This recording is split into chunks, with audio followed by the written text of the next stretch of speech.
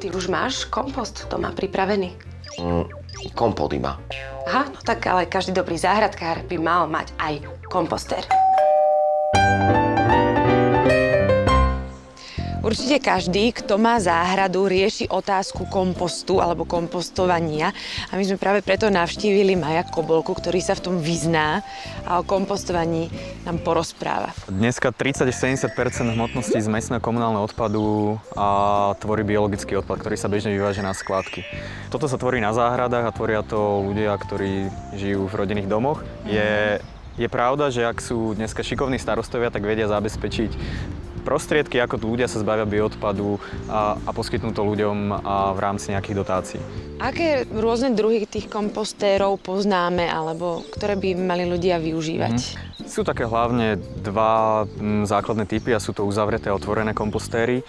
A toto je napríklad jeden z takých otvorených kompostérov. Správne. Jeho hlavnou výhodou je to, že sú to častokrát modulárne diely, ktoré sa dajú k sebe pripájať. A to znamená, že aj keď má človek veľmi veľkú záhradu, tak takýto kompostér môže rásť práve s tou záhradou. To znamená, že podľa potreby sa dá pripájať a zväčšovať. A tu nás sú ešte nejaké ďalšie kompostéry.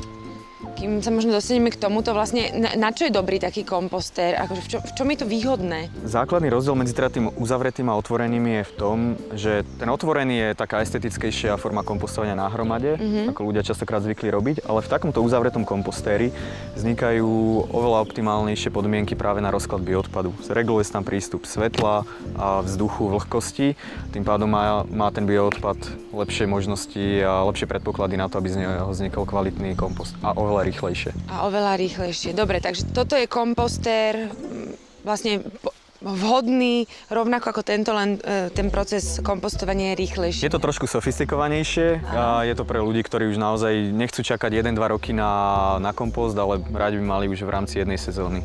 Aha, takže v rámci jednej sezóny už získajú kompost.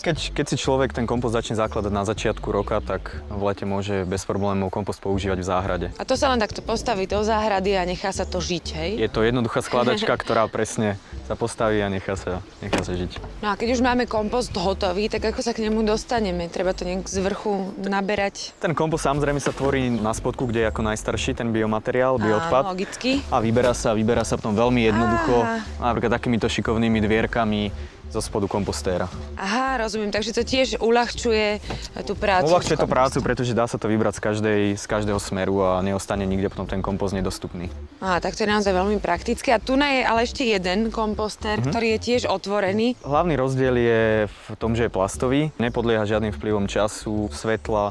A je ľahký. Je jednoducho rozložiteľný, zložiteľný, takže v prípade aj potreby ten človek si to môže na tej záhrade presúvať ako potrebuje.